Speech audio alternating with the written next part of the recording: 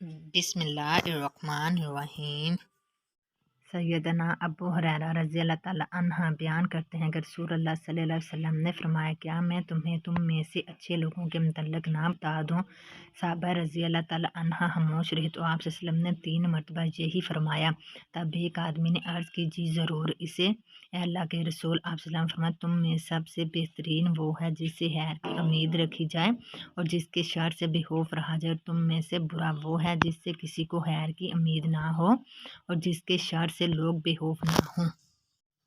رسول اللہ صلی اللہ علیہ وسلم نے فرمایا، اللہ تعالیٰ نے زمین کے ہر حصے سے ایک مٹھی مٹی لے کر اس سے آدم علیہ السلام کو پیدا فرمایا، چنانچہ ان کی اولاد میں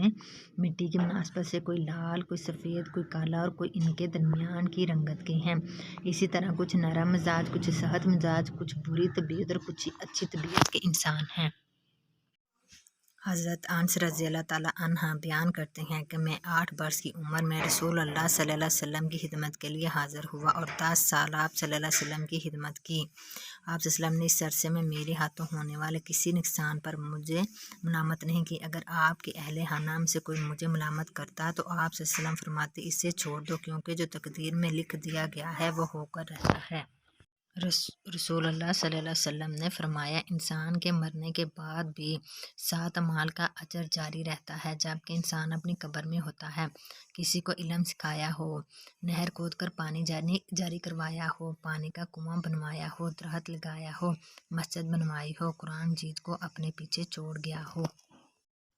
سعید بن مسیب نے بیان کیا کہ حضرت ابو ہریرہ رضی اللہ تعالیٰ عنہ نے انہیں خبر رسول اللہ صلی اللہ علیہ وسلم نے فرمایا، مجھے حکم دیا گیا ہے کہ میں لوگوں سے جنگ کروں یہاں تک کہ وہ لا الہ الا اللہ کے قائل ہو جائیں، چنانچہ جو لا الہ الا اللہ کا قائل ہو گیا، اس نے میری طرف سے اپنے مال اور اپنی جان محفوظ کر لی۔ علاج یہ اس اقرار کا حق ہے کہ اس شخص کا حساب اللہ کے سپرد ہے۔ حضرت ابو ہریرہ رضی اللہ تعالیٰ عنہ سے روایت ہے کہ رسول اللہ صلی اللہ علیہ وسلم نے فرمایا، تم میں سے کوئی شخص جب اپنا اسلام کو عمدہ بنا لے، یعنی نفاق اور ریا سے پاک کر لے، تو ہر نیک کام جو وہ کرتا ہے اس کے عوض 10 سے لے کر 700 گنا تک نیکیاں لکھی جاتی ہیں، اور ہر برا کام جو کرتا ہے وہ اتنا ہی لکھا جاتا ہے جتنا کہ اس نے کیا ہے۔